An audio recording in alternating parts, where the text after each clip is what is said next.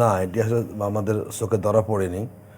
আমরা মনে করি এই বিষয়গুলোকে সরকারকে আরও প্ল্যান ওয়াইজ করা উচিত, এবং যদি এই সন্ত্রাসী কার্যক্রম বন্ধ করতে হয়, সরকার যে উদ্যোগটা নিয়েছে আমরা বলবো যাতে করে মানুষ বুঝতে পারে না, দেশটা কিছুটা আসলে স্বস্তি সেখানে আসবে।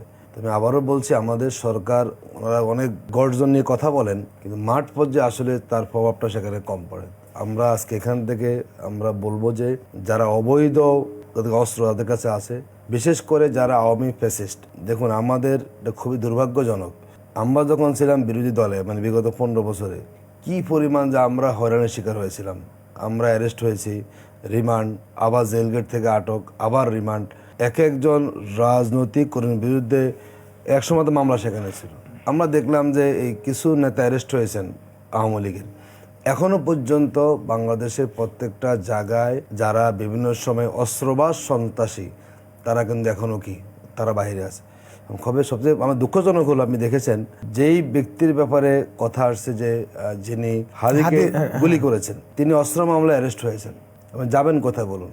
এবং সে অ্যারেস্ট হওয়ার পরে মাত্র 1-1.5 মাসের মাথায় একজন সিনিয়র আইনজীবী, যিনি একটা দলের যিনি মনোনয়ন পেয়েছেন, যেহেতু এখন অনেকটাই কোর্ট হলো তাদের প্রভাবিত, তিনি কি জানতেন যে মানে হয়তো জানতেন না, কিন্তু মামলা তো অস্ত্র মামলা, মানে কার এটা বোঝা দরকার ছিল।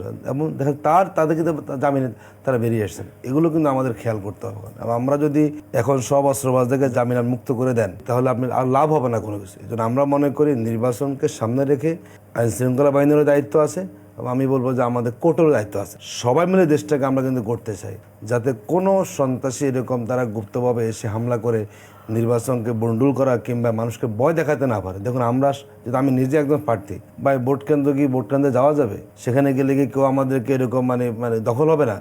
এই কথাগুলো কেন আসবে?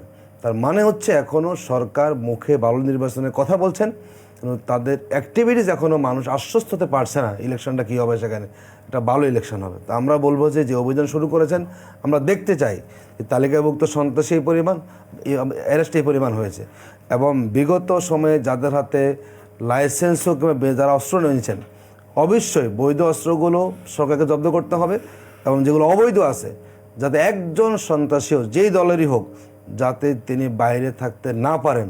যদি সে ব্যাপারে সরকার শক্ত অবস্থানে না নেয়, আমরা মনে করি নির্বাচন নিয়ে মানুষের মধ্যে আবারও কিন্তু একটা ষড়যন্ত্রের ডালপালা বিস্তার করার সম্ভাবনা সেখানে আছে।